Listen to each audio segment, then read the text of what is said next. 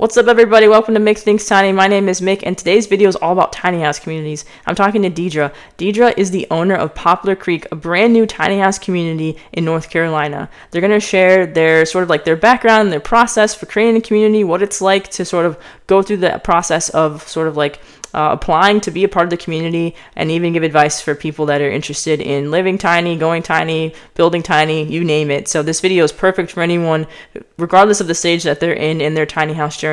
I know that you all are going to love it. So before we get into the video, if you're new to this channel, please take the time to subscribe. It helps me out a ton. Trying to build a community of people here who just can find resources for anything related to tiny houses. Want to be your source for all things tiny. So please take the time to hit that subscribe button. It's at the bottom of your screen. Tap that notification bell so you find out when I drop new videos. I drop new videos every single week. So without saying too much more, let's jump into this conversation.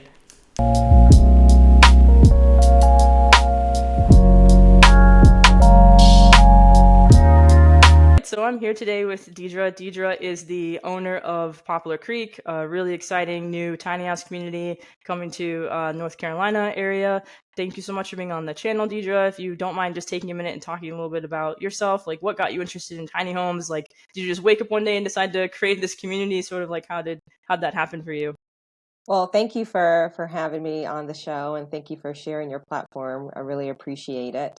It kind of happened a little bit like that, maybe not quite, just like woke up and decided to do it. I had always, since an early age, been like really interested in construction and in real estate in general. I remember as a kid, we would kind of go into houses that were being built, and just kind of the process of seeing things kind of unfold was just really exciting and interesting to me. I didn't follow that path, and I ended up going to college and then law school. And so I practiced law for about 13 or 14 years. And about a year ago, I just kind of had a realization that I want my life to look and feel different than it was feeling working in the corporate world. And I had done some residential real estate investments and had some investment properties, nothing to the scale of Poplar Creek and what we're doing with tiny homes. But it's always something that I had come back to. And I always said, well, if I wasn't a lawyer, then I would be a developer. If I wasn't doing this, then I would pursue that. And one day I just finally gave myself permission to really explore what it is I did want to do, what was going to light me up. And I kept coming back to tiny homes. I've always loved the idea of, tiny cabins in the mountains. I've always loved kind of what the tiny movement stands for, which is providing an alternative for folks who want to live differently. And I can resonate a lot with that. And so when I decided to leave my corporate job and really kind of focus on real estate, things really just started falling into place from there. And we came across the land where we're building the community. And then from there, things just started moving really fast. And talking to a lot of people, doing a ton of research, trying to figure out like how do we even start this project has, definitely been an ongoing challenge, but it's one that we're really excited to embark upon. And I'm super excited to introduce the community to the public. And I hope that folks love it just as much as we do. That's really incredible story too. And I think you said a lot of things that I think resonate with a lot of people, just sort of waking up one day and wanting your life to match more of how you want to live it. And I think a lot of us are probably, a lot of us are thinking that nowadays, which is a big part of the tiny house movement, just waking up one day and be like, well, why do I live in 3,000 square feet? Or why am I working this 9 to 5 job that, isn't really giving me the type of, time with my family I want? Or maybe I'm not making as much money, or maybe I'm making money, but I'm not doing something that I love. So I think that that's really great. And your background as a lawyer too, I can only imagine that would be really helpful in the process, as you have you're used to reading, big documents and learning about laws and like what the different standards are. And as the tiny house industry continues to change and evolve, all the different laws are changing in different cities and counties around tiny houses. So I can imagine that's a really great background to have too. Yeah, it is. And, we've been really fortunate with working with Rutherford County, and things have been pretty easy to kind of get things going. But you're absolutely right. The regulations and the laws across, even in North Carolina, like vary, between county to county or within city limits or outside of city limits. And the same is true across the country. And so I I think that, us early-ish adopters, tiny movement's been around for a while now, but as we continue to move things forward, I think we have an opportunity to educate folks, in public office so that they kind of understand, like, what is this movement about? Why is it so beneficial for so many people and why they should embrace it? And a lot of that is education and getting them to change some of the laws on the books to allow folks to live legally in a tiny Hmm. home on wheels. And so if that means changing some of the zoning or just working through that process to get the correct zoning assigned to the land, that is definitely a big part of developing communities and something that's been a little bit of a learning curve. But I agree. I think my background in legal has definitely helped with that. Mhm. And it does seem like things are kind of falling into place timing wise with what y'all are doing too, because things are changing in favor of the industry. I think it would be really hard for someone, even at the, the state level to ignore that there is a housing crisis. Like there is an issue around affordability and people being able to feel comfortable and not feeling like house poor. So I think that, the regulations are sorting keeping like trying to, catch up to what's going on in our society. So I think it's great timing for you to sort of like have, you're creating a solution. I think that's how I see tiny homes. I see tiny homes as, a solution to a really big issue in our society. And whether that's just having time for your family and working too much or housing in general, like they're definitely a solution. So I think, being part of the solution, that's got to be something that's really exciting. Definitely. I mean, I think you kind of hit the nail on the head when you called it a housing crisis, because that's what it Hmm. is. The cost of living is going up. The average cost of a single family house, I know in our area, is somewhere like between $350 and $400,000. Hmm. And we're in one of the more affordable places across the country to live in North Right. Carolina. So, cost of housing is not going down. Inflation is not going down. Now, that the pandemic has taught people that you can kind of work a more flexible, job where it doesn't Hmm. require you to be in an office every day. People now are thinking like, well, where do I want to spend my time? If they can still kind of clock in from wherever they are.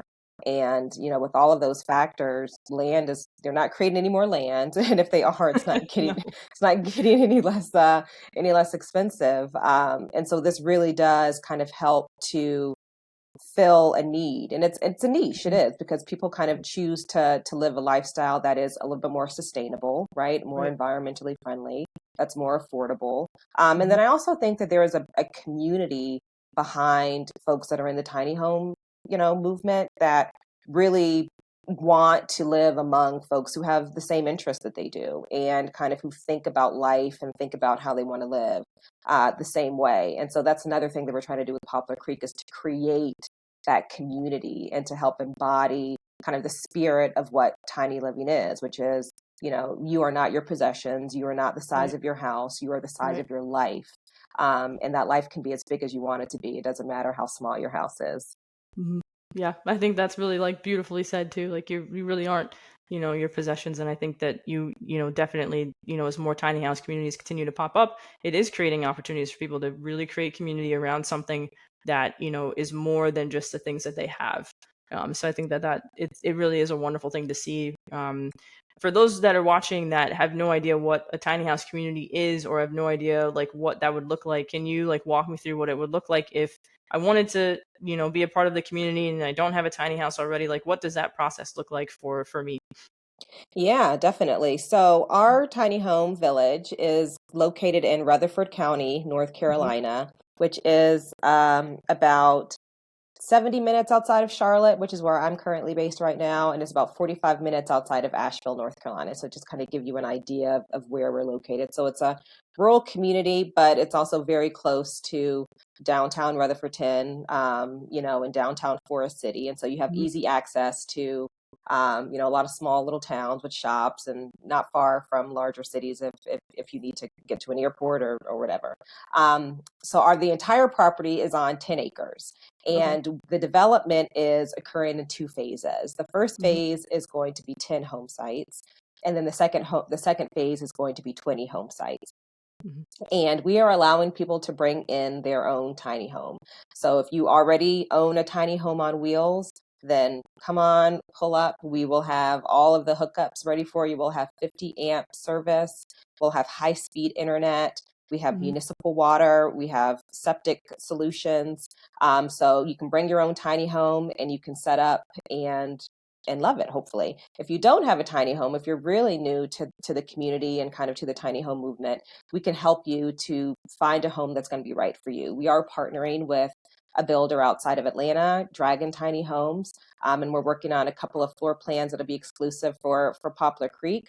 But in no way will you be required to purchase a home through us or through Dragon, which I think is great because not everyone wants the same thing, and tiny homes, just like everything, can range anywhere from $70,000 to Right. $170,000 and upward, depending on what you want. And we definitely want to allow people that freedom and flexibility.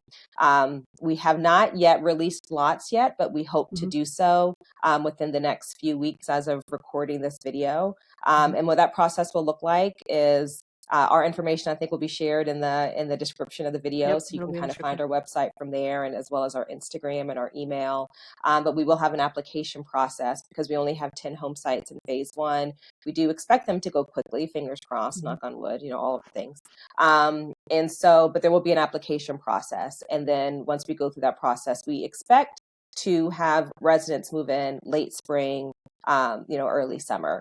We are still in the construction phase, and like everything with construction, things take a little bit longer than you expect. Things cost a little bit more than you expect, Mhm. but things are moving steadily and surely along. And so we hope by late spring that we will be open to residents. And so we're going to release lots a few weeks before that, and hopefully fill up. And for those who aren't able to make it in phase one, like we said, we've got phase two that's going to hopefully break ground before the end of this year.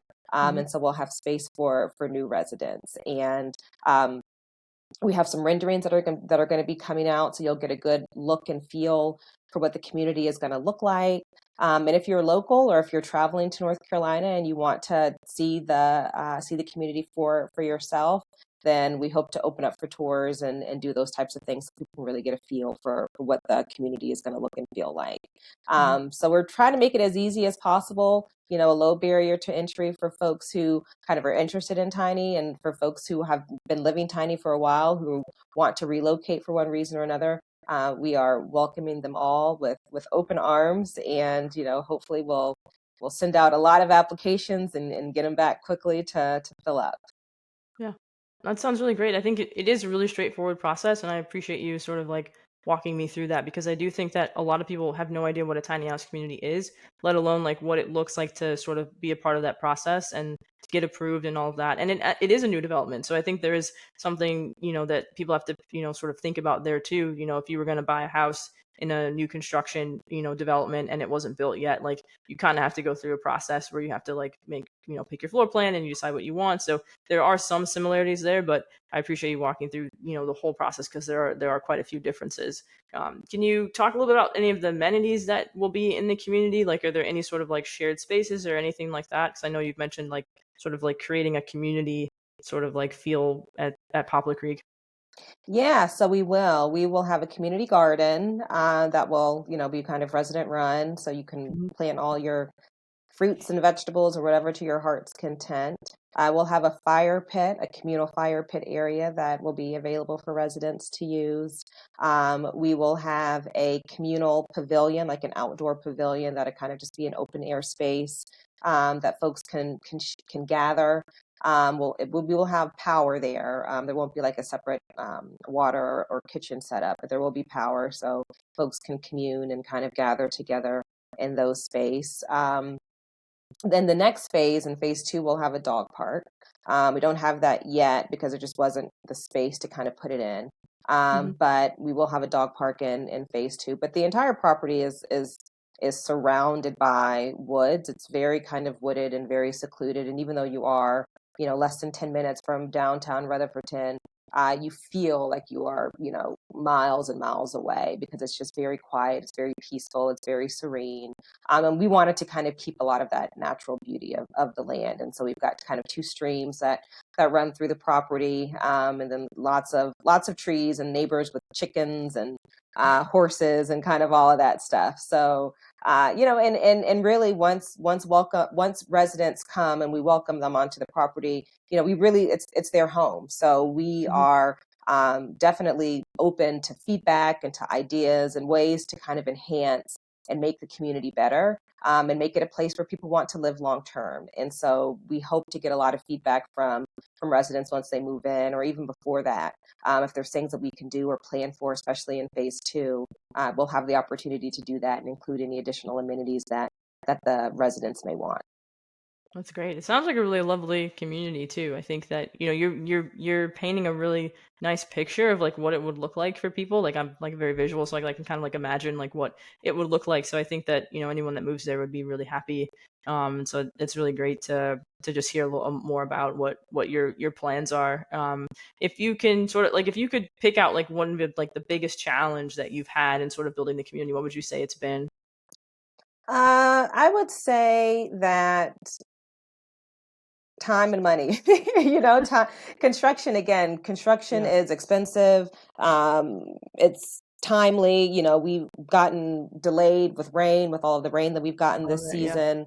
Hmm. So just delays. We hit granite when we were running our plumbing lines, and Whoa. so and how are we going to get through this? And so that's been the biggest thing. That, and trying to keep a lot of the momentum going, knowing that we don't yet have a product actually to show. I mean, it's a lot of kind of me describing what we want it to look and feel like. Like I said, we'll have some renderings to share very soon, so that people can kind of get the vision that at least I have in my mind, and see for themselves. But it's been just slow going, and trying to keep that momentum going, trying to keep the contractors moving, and get interest from folks in the community has definitely been, um, it's been a process, but we are moving forward. We're moving along, and things are progressing. And while we've had some delays, we hope that things will continue to move at the speed that they've been moving the last few weeks, and we'll be wrapped up here to open for residents in late spring.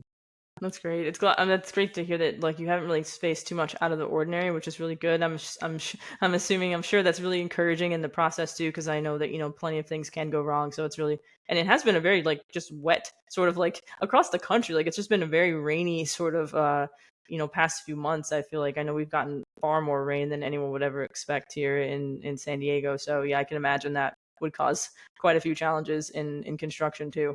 I don't want to hear anyone talking about a drought this this summer with all of the rain that we have Yeah. gotten. I'm like, it can't be possible. But yeah, it's definitely been wet, and it's hard to move dirt around when it's just mud. So, but we've been really fortunate working with Rutherford County. They have been very Mhm. supportive, from the very beginning. The property originally was operated as a mobile home park, but it was vacant, with the exception of one holdover tenant that was there. And so to kind of have this land that's not really being utilized at its highest potential, the county recognized that. And so it was really easy for us to work with them in order to get the appropriate zoning for our tiny home community. And so that, I would say, is probably one of the biggest challenges and one of the Mhm. biggest hurdles Yeah. that folks face that, want to do something like this. It's the zoning. It's, do you have support from your local government? And again, we were really fortunate for this project that we kind of already, had that built in before we were able to close. And so that has made things a lot, a lot easier and a lot simpler. And for that, we are very much grateful. No, no, that's great. I think that's really good to hear. I think that hopefully, you know, more, you know, cities and states can continue to be supportive. Because I know there probably is some resistance because it's new and it's, you know, it's different. But it's a good thing. In sort of like, in your opinion, sort of like as you think about Poplar Creek and just tiny homes communities in general, what do you think is the future of just sort of like how these tiny house communities look as more continue to sort of like pop up across the country? Yeah, I mean, this is just the beginning. I mean, and I know there's several that are out there now, and there's a few that I can think of that are in development in North Carolina, in addition to Poplar Creek. I mean, I think, my vision of the future is, doing these in infill communities, doing these within city limits, Hmm. and Hmm. having this more accessible. And everything doesn't always have to look the same. It doesn't always have to be tiny home on wheels. Right. Our model, at least right now, is, you will lease the lots from us. But Hmm. I can definitely see things moving forward and doing something of a co-op model where all of the residents jointly own the property, or even subdividing the property and folks owning the parcel Mhm. where their tiny home sits, whether it's a tiny home on wheels, whether it's on a foundation. So I mean, again, going back to cost of living, cost of the average single family house in our country, inflation, folks wanting to have the flexibility to kind of move around and work from where they want.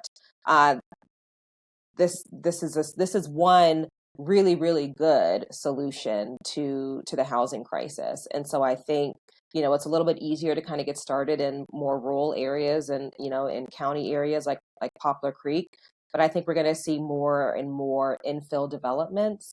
I think when we talked the first time, we talked about that Mhm. development down in Atlanta, Yeah. which is kind of that micro community. And again, it checks so many boxes. It provides Mhm. an avenue for home ownership.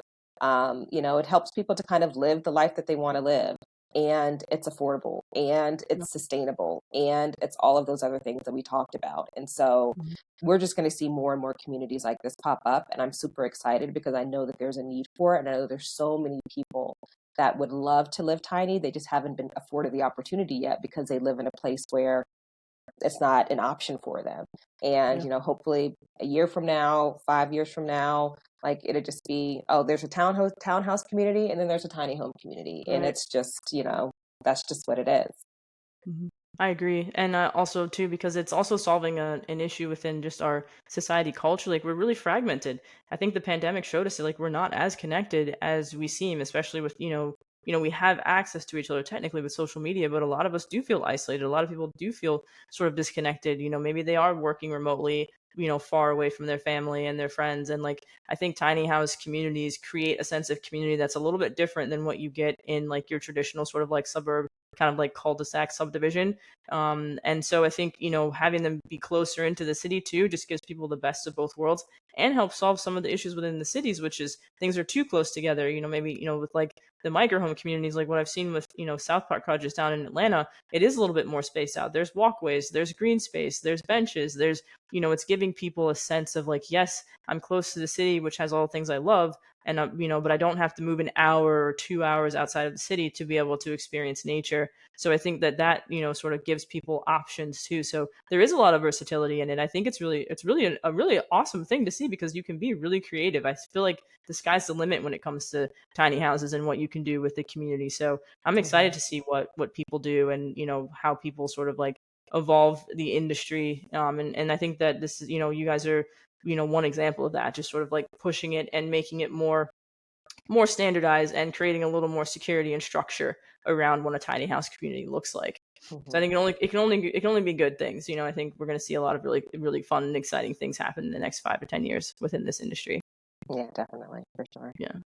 So I only have one last question for you. With all the experience that you've had so far in sort of creating the community, what advice would you give to someone who wants to live in a tiny house community, but they have no idea where to start? Like they're pretty, they know nothing about how to create, that sort of life for themselves and be a part of a community. So I would say, do a lot of research. I mean, Hmm. fortunately, with YouTube and channels like yours, and Tiny House Nation, Instagram pages galore. There's a lot of Hmm. information out there that I think people can kind of spend some time digging through it and finding things that resonate. For folks who are looking to develop their own community, where to start, I would say is research. Understand kind of what are the zoning requirements where you live or where you're looking to purchase land. How easy is it going to be to convert it from what the existing zoning is to one that would be appropriate and legal for tiny living? Checking to see what infrastructure you already have in place. Are you gonna have to bring in water? Are you gonna have to bring in septic? Are you gonna, have to bring in electrical, or are there things already there that you can kind of leverage because that brings your cost down? So I think kind of being smart about, where you want to place your tiny home and understanding kind of what's going to be involved with being able to park there is really important. And then for folks who are just looking to live tiny, I mean, there's so many builders that are out there, and more are coming to market. And so I'm sure wherever you're located, whether it's Charlotte like me or San Diego, like you can find a builder that's somewhat close to you and you can kind of go and check them out. And the first time that I stepped into a park model home or a tiny home on wheels, I was like floored, like how big and spacious it actually Yeah. felt. And so I think, people will be really surprised to see how big 400 square feet really is. Hmm. And so I would encourage folks to kind of go out and see for yourself and tour communities that may be in your area. Like I said, once Poplar Creek opens, we will hopefully be available for tours once things get a little settled, so people can see for themselves and then kind of check it out. And there's a lot of Airbnbs that are out there, so you can go out Yep. and you can live in a tiny home for, for a week or for a weekend and get a feel for it. And so I'm the kind of person who kind of learns through experimentation. I like to try things. I'm like, oh, does this work for me? Does it work for me? And so try the thing, try it out for yourself, do some research, find a community close by, find a builder that you can kind of tour some models and some units. And I think people will be floored on like, oh my gosh, I can get all of this and kind of live this lifestyle Yeah. for less than, what I'm living with now. And and again, for folks who aren't yet in the movement, like they're going to come over to the dark side soon enough. Yeah. It's too fun over here. We're having Yeah, it too is. much of a good time. Yeah. Yeah, that's true. That's really great advice. And there's just so many wonderful people who are genuinely interested in seeing you grow and seeing you reach your goals and achieve your dreams. And I think the fact that there's just no competition in the industry, like people, I don't feel that sense of like people feeling like, if I share this information with someone else, it'll make me somehow less successful. I feel like it's the opposite. I feel like everyone just wants to help each other grow. So I think being a part of something like that is really encouraging, and I think it helps people to sort of like take more risk and sort of like try to build their dreams. So I think I love the idea of like the living tiny but dreaming big, like dream big and live tiny. Like I love that because I think it really does sum up what it's about. It's about dreaming as big as you want but in smaller space. Mhm. And so I think that that's really great advice to give someone, and I really appreciate you taking the time to talk to me and to talk to the people that'll watch this video and sharing everything about Poplar Creek. Like I know that it's going to be a really fantastic community, and so people will hopefully learn a lot about it just by watching this video, but then also check out what you're doing on the website, check out your Instagram. All those links are in the description for this video, and then also hopefully submit an application, go to the website and check it out, and maybe be one of the few people, like the first few people to join the community. So that's my hope for you and for the people watching. But yeah, I'll just thank you so much, and happy to have you on the channel anytime, as things continue to grow with what y'all are doing too. Oh, thank you so much. This has been great. I've really enjoyed the conversation and so happy that I'm able to reach your audience. And yeah, I mean, I'm excited not only to see where we go from here, but also where the movement continues to go. Mhm. Like you said, there's space here for everyone. It's not Yeah. competition. It's, we're all capable of kind of living our dream and living it the way we want to live. And at the end of the day, like we need more of that in today's world. So We happy to do. be a part of it. And thanks for having me. I really appreciate it. Yeah, of course. All right, we'll talk soon. Thank Bye you. bye. Bye. All right, so that was my conversation with Dedra. Super, super, super grateful for Dedra taking the time to talk to us about Poplar Creek. I'm super excited about it. I'm pumped. I know it's going to be a really fantastic community. They're putting a lot of love into the whole process and the build. So make sure you check out everything that they're doing. Their website is in the in the description for this video. Their Instagram, where you can find out more about the community. You can get updates too with the renderings they've got coming out in a few weeks. And if you're even remotely interested and in going tiny in Poplar Creek, I would say to check out the website, send them an email, and just apply. It can't hurt, right? It doesn't hurt to apply and just learn more about the process. So I'm excited for all of you in your tiny house journey as you continue to grow and learn things. Don't forget to keep researching stuff, ask questions, check things out. Thank you so much for watching this video. In the next video, we've got more stuff coming up with people who live in tiny homes, so you don't want to miss this. And as always, please do just subscribe. Take time to subscribe. It helps build up this community, helps it grow. Tap the notification bell so you find out when I drop new videos. I drop them every single week. And as always, don't forget to think tiny, and I will see you guys in the next one.